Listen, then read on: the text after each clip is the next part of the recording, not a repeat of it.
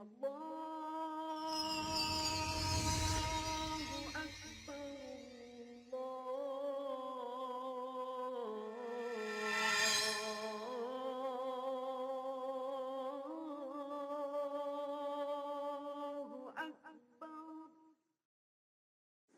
اللہ الرحمن الرحیم۔ ساری تعریف اللہ تبارک و تعالیٰ کے لیے۔ ہم سب اللہ تعالیٰ ہی کی تعریف بیان کرتے ہیں، اسی کے حضور اپنا سر نیاز جھکاتے ہیں، اپنے تمام معاملات میں اسی سے مدد مانگتے ہیں۔ زندگی کی راہوں پر گزرتے ہوئے ہم سے جو غلطیاں اور کوتاہیاں ہوتی ہیں اسی سے معافی طلب کرتے ہیں اور خطا بخشی کے امیدوار ہیں۔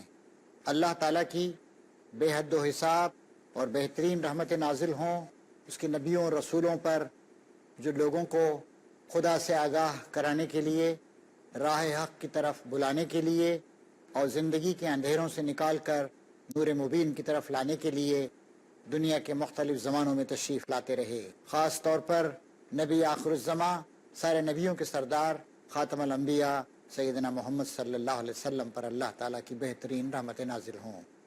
اللہ تعالیٰ ان کے اصحاب کرام، ان کی ازواج مطہرات اور ان کے متبعین کو بھی اپنی رحمتوں سے نوازے۔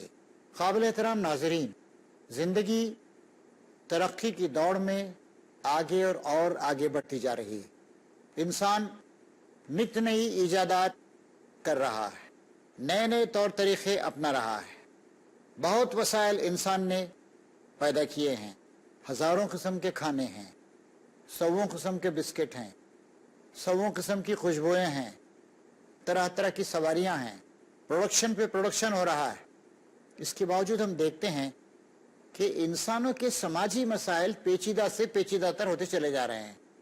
علامہ اقبال نے صحیح کہا تھا، آج کے دور کے انسان کے حالات پہ نظر ڈالتے ہوئے، تبصرہ کرتے ہوئے، ڈھونڈنے والا ستاروں کی گزرگاہوں کا اپنے افکار کی دنیا میں سفر کر نہ سکا، اپنی حکمت کے خم و پیچ میں الجھا ایسا آج تک فیصلے نفع و ضرر کر نہ سکا۔ جس نے سورج کی شعاؤں کو گرفتار کیا، زندگی کی شب تاریک سحر کر نہ سکا۔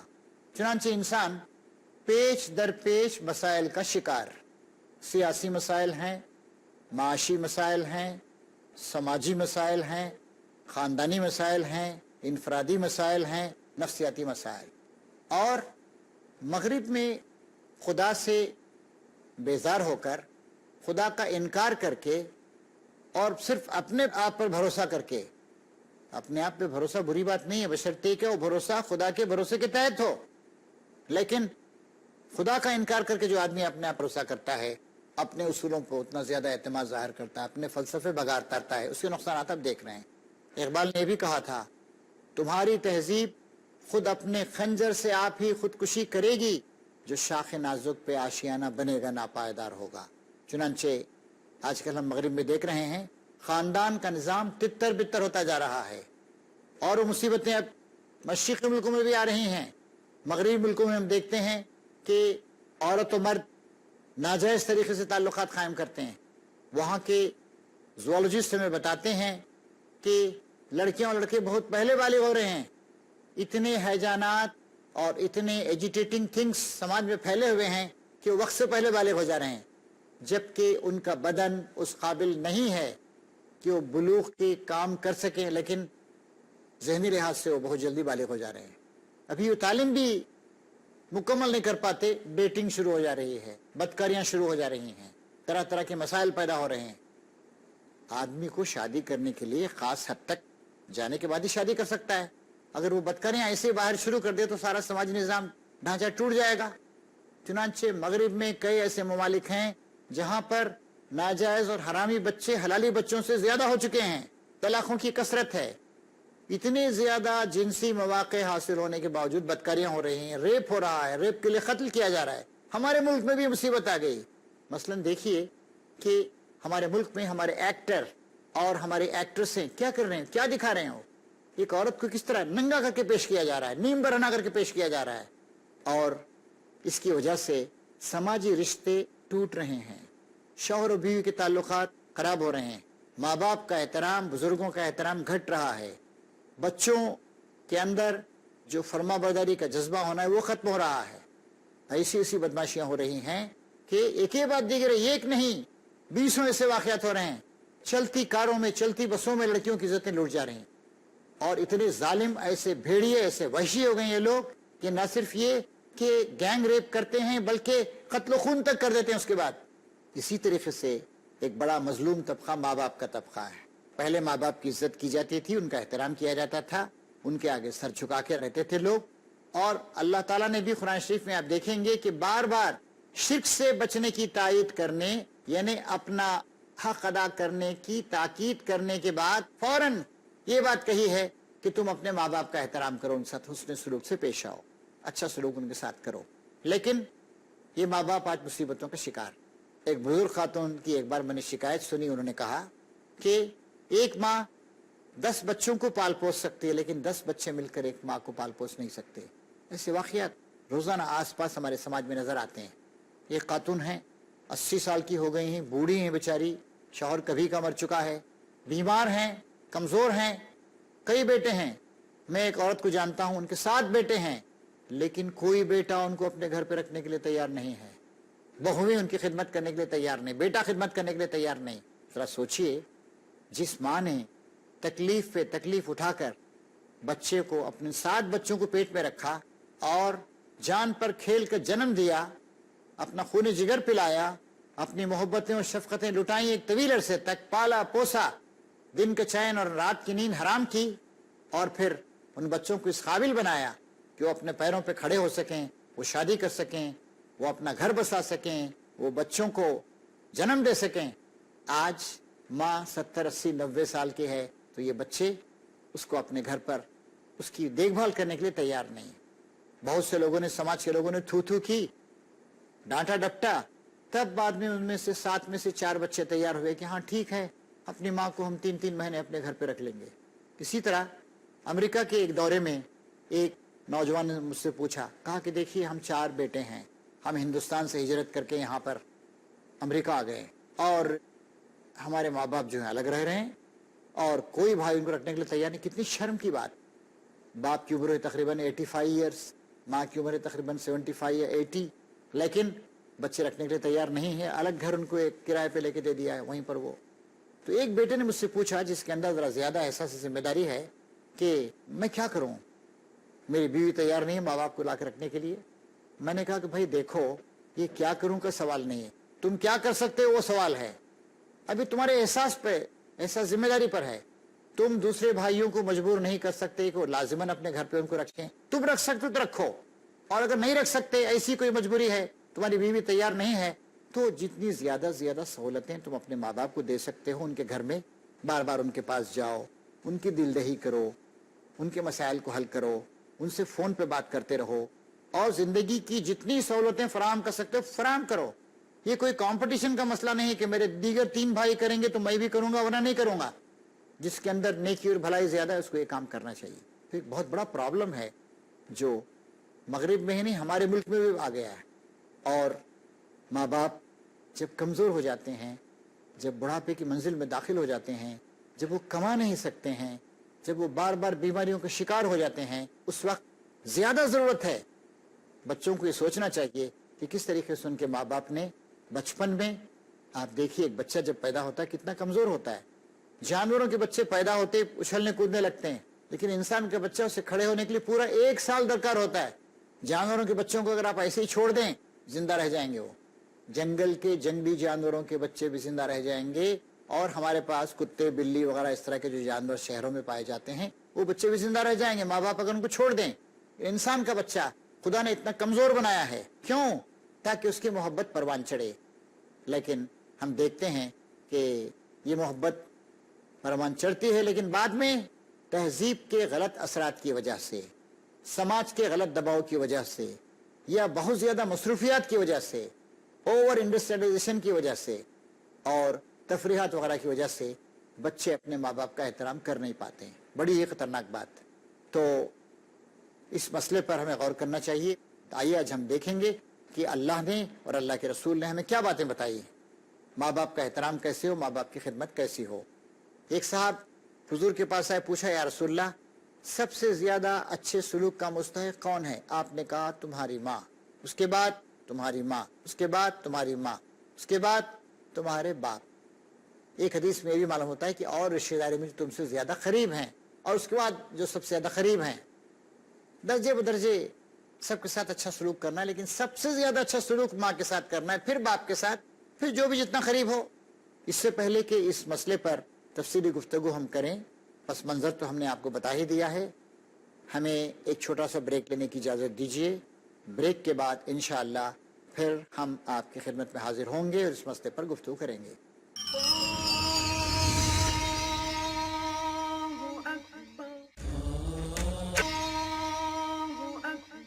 ناظرین کرام، بریک کے بعد دوبارہ آپ کا خیر مقدم ہے۔ زیر گفتگو ہے موضوع ماں باپ کے حقوق۔ آئیے سماجی پس منظر، موجودہ حالات اور پرابلمز کا جائزہ لینے کے بعد ہم اللہ تعالیٰ کی کتاب قرآن مجید سے روشنی حاصل کرنے کی کوشش کریں۔ اللہ تعالیٰ کی کتاب قرآن مجید کو کھولیے، سورہ بنی اسرائیل میں آیات 23 اور 24 میں اللہ تبارک و تعالیٰ کا ارشاد ہے، اعوذ باللہ من الشیطان الرجیم، وَقَضَىٰ رَبُّكَ أَلَّا تَعْبُدُوا إِلَّا إِيَّاهُ وَبِالْوَالِدَيْنِ إِحْسَانًا إِمَّا يَبْلُغَنَّ عِندَكَ الْكِبَرَ أَحَدُهُمَا أَوْ كِلَاهُمَا فَلَا تَقُل لَّهُمَا أُفٍّ وَلَا تَنْهَرْهُمَا وَقُل لَّهُمَا قَوْلًا كَرِيمًا وَاخْفِضْ لَهُمَا جَنَاحَ الذُّلِّ مِنَ الرَّحْمَةِ وَقُل رَّبِّ ارْحَمْهُمَا كَمَا رَبَّيَانِي صَغِيرًا۔ قرآن شریف کی دو آیات ہمارے لیے روشنی اور رہنمائی کا سامان لے کر آئی ہیں۔ اللہ تعالیٰ ارشاد فرما رہا ہے، اور تمہارے رب نے فیصلہ فرما دیا ہے کہ اس کے سوا کسی کی بندگی نہ کرو، اور والدین سے حسن سلوک، اچھا سلوک کرو۔ اگر تمہارے یہاں وہ دونوں یا ان میں سے کوئی ایک بڑھاپے کی عمر کو پہنچ جائیں تو انہیں ناگوار بات نہ کہو، اف تک نہ کہو، نہ انہیں جھڑکو، بلکہ ان سے شریفانہ بات کرو۔ رحمت و شفقت سے ان کے لیے عاجزی کے بازو جھکا دو اور کہو، اے میرے رب ان پر رحم فرما جس طرح انہوں نے مجھے بچپن میں محبت کے ساتھ پالا تھا۔ ناظرین کرام، سورہ بنی اسرائیل کی ان دونوں آیات کو آپ نے سماعت فرمایا اور ان کا ترجمہ بھی آپ نے سنا۔ پہلی بات یہ ارشاد فرمائی جا رہی ہے کہ تیرے رب نے فیصلہ کر دیا ہے۔ الفاظ کے زور کو آپ محسوس کر سکتے ہیں، تیرے رب نے اس بات کو متعین کر دیا ہے، فیصلہ کر دیا ہے۔ فیصلہ ہونے کے بعد اللہ تعالیٰ کا فیصلہ بدلا نہیں جاتا۔ کیا؟ پہلی بات یہ کہ اللہ تعالیٰ کے علاوہ کسی کی عبادت نہ کرو۔ شریعت کے اور اسلام کے حکموں میں سب سے بڑا حکم یہ ہے کہ اللہ ہی کی عبادت کی جائے، اللہ کے ساتھ کسی اور کی عبادت نہ کی جائے۔ دوسری بات، والدین کے ساتھ نیک سلوک کرو، بالوالدین احسانہ۔ قرآن شریف میں کئی جگہوں پر آپ اس بات کو دیکھیں گے کہ جہاں جہاں اللہ تعالیٰ کے حقوق گنائے گئے ہیں وہاں والدین کے حقوق فوراً اس کے بعد میں گنائے گئے ہیں۔ اس سے کیا بات سمجھ میں آتی ہے؟ یہ بات سمجھ میں آتی ہے کہ والدین کے حقوق اتنے اہم ہیں، اور ظاہر ہے ہمارے سماج میں یہ والدین ہوتے ہیں جو بچوں کو جنم دیتے ہیں۔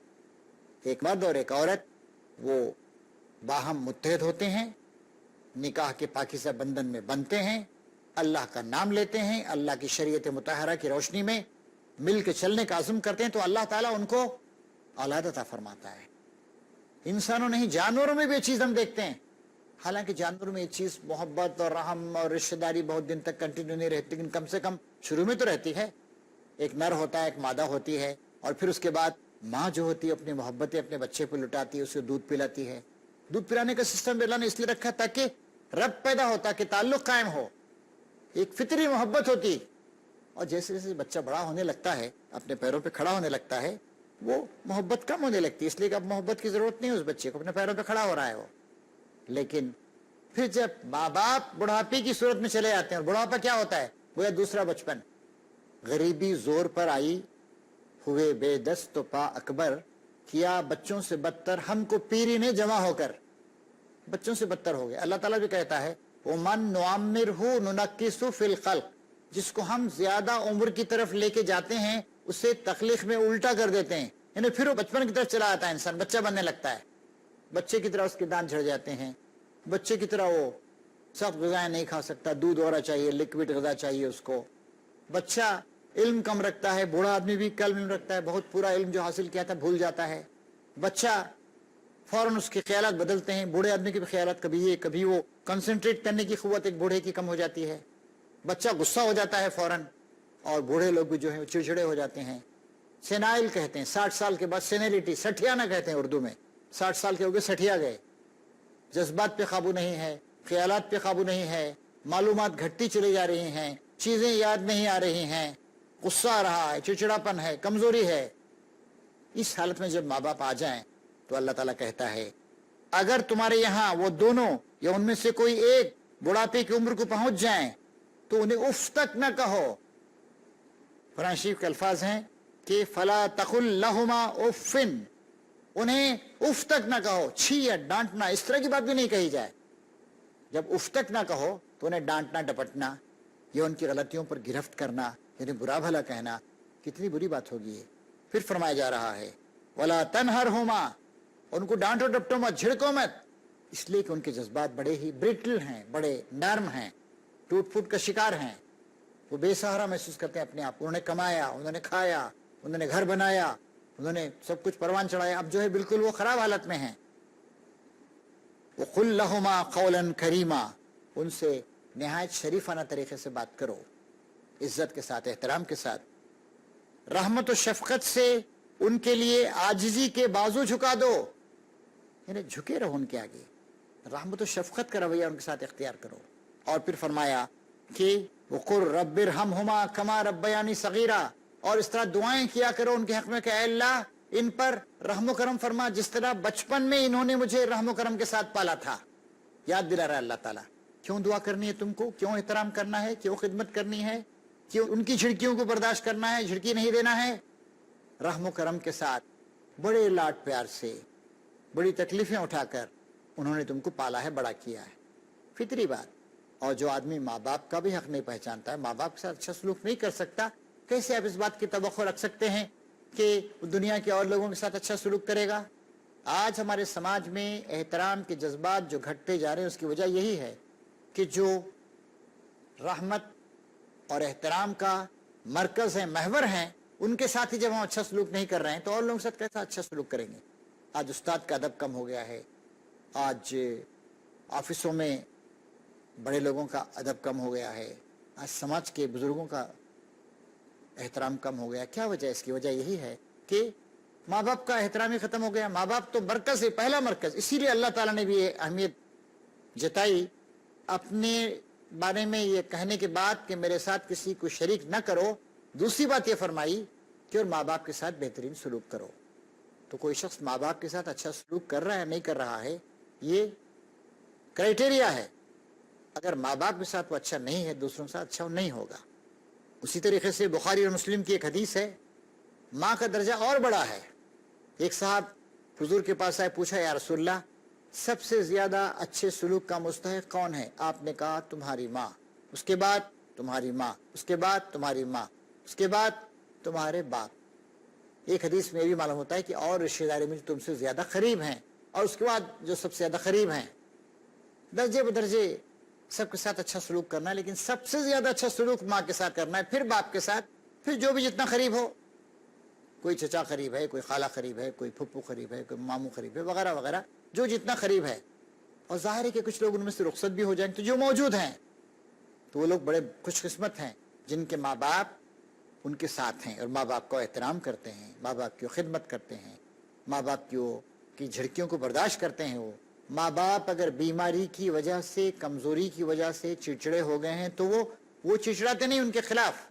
ہمیں سمجھنا چاہیے کہ وہ بیماری کی حالت میں ہیں، وہ پریشانی کی حالت میں ہیں، اور آدمی جب کمزور ہو جاتا ہے یا اس کے پاس وسائل نہیں ہوتے ہیں تو چڑچڑاپن اس کے اندر آ جاتا ہے، یا اس کو جو احترام ملنا نہیں ملتا ہے چڑچڑا ہو جاتا ہے۔ تو یہ بات بہت ضروری ہے کہ ماں باپ کا اس طریقے سے احترام کیا جائے اور ان کی بات کو مانا جائے۔ اتنا احترام کرنے کے لیے ایک طرف کہا گیا، لیکن اللہ تعالیٰ کا حق ماں باپ سے بھی زیادہ ہے، اسی لیے قرآن شریف میں ارشاد فرمایا گیا وَإِن جَاهَدَاكَ عَلَىٰ أَن تُشْرِكَ بِي مَا لَيْسَ لَكَ بِهِ عِلْمٌ فَلَا تُطِعْهُمَا وَصَاحِبْهُمَا فِي الدُّنْيَا مَعْرُوفًا وَاتَّبِعْ سبیل من اناب الیہ. اگر وہ ماں باپ اس بات کی کوشش کریں کہ تم میرے ساتھ کسی کو شریک کرو، اللہ کا حق سب سے بڑا حق ہے. اگر تمہارے ماں باپ اس بات کی کوشش کریں کہ تم اللہ کے ساتھ کسی کو شریک کرو، ہرگز ان کی بات مت مانو، ان کی اطاعت مت کرو، مگر دنیا میں ان سے شریفانہ برتاؤ رکھنا اور پیروی اس راستے کی کرنا جو میری طرف جھکا ہوا ہے. اس سے معلوم ہوتا ہے کہ اس وقت بھی ہم شریفانہ طریقہ اختیار کریں گے.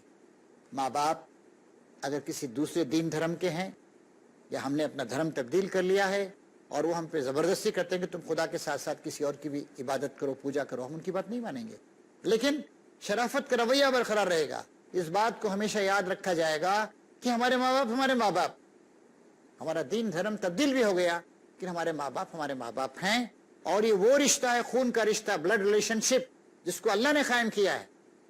ماں باپ کی یہ بھی اہمیت ہے کہ یہ گویا ہماری جنت ہے، ہماری جہنم ہے. ماں باپ کی اگر ہم نے خدمت کی تو جنت ہمارے لیے ہے.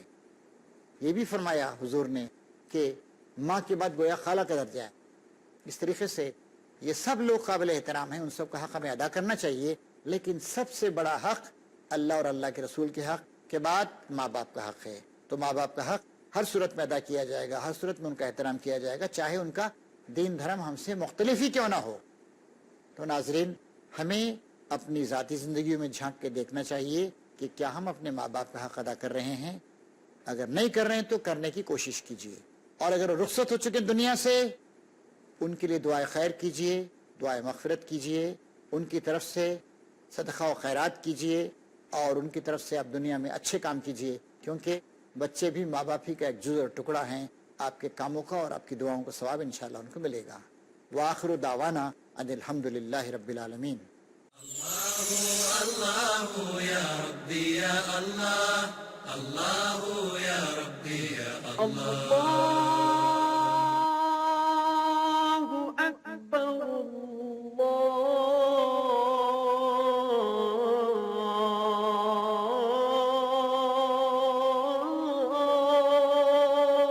الله أكبر.